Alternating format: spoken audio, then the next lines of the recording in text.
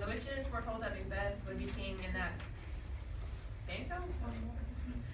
His line would sit on the throne after, so then he wonders if Macbeth's prophecy is true, then why wouldn't it be? So Macbeth's plan, both of their plans, they plan on a feast and they invite Banquo, and then he accepts the invitation. And then Macbeth mentions that they should discuss the problem of Malcolm and Jonathan, sure. And then Macbeth dismisses the court and reflects to himself that Banquo is a threat, and then he reminds the two men that come in afterwards that they agreed to help him, and then they build up their anger, so they can set up the murder. And one notable passage in this scene was this one. I have this on shmoop.com. Thou hast it now, King Cowarder of Weemus all, that the weird women promised that I fear. Thou playedest most foully, for yet it was said, it should not stand in thy prosperity, but myself should be the root and father of many kings.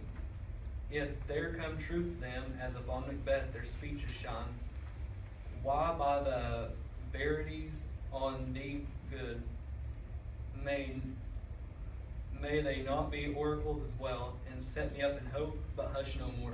And the one thing that really stuck out to me about this one was that he said, but that myself should be the root of the father of many kings, which is basically saying in the prophecy, the witches said that his kings were going, or that his kids were going to be the kings someday.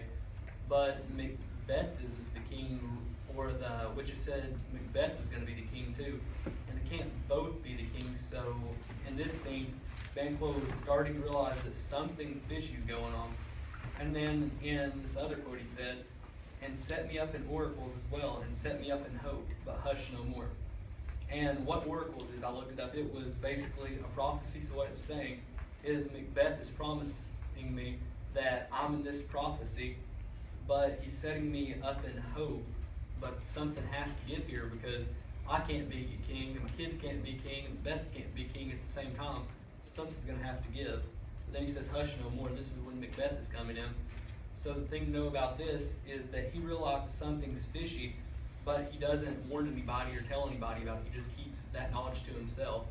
So in this way, Banquo could sort of be considered either like as a coward, because everybody here sees him as like this good guy, but he's keeping this information that could be vital to the rest of the play and catching the real murderer, Duncan, but he keeps it to himself, and then as we all know, he dies, so the information goes to the grave with him.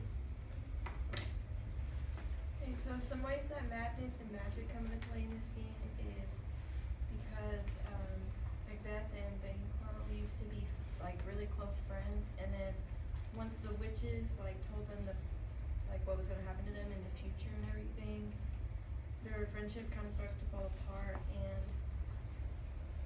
Banquo is really envious of Macbeth because he's getting all these new titles, and then Macbeth on the other side he's really fearful of him because his sons are next in line, and so he hires murderers to kill him and his son, even though that they were friends before, which wouldn't have happened unless the witches kind of told them everything.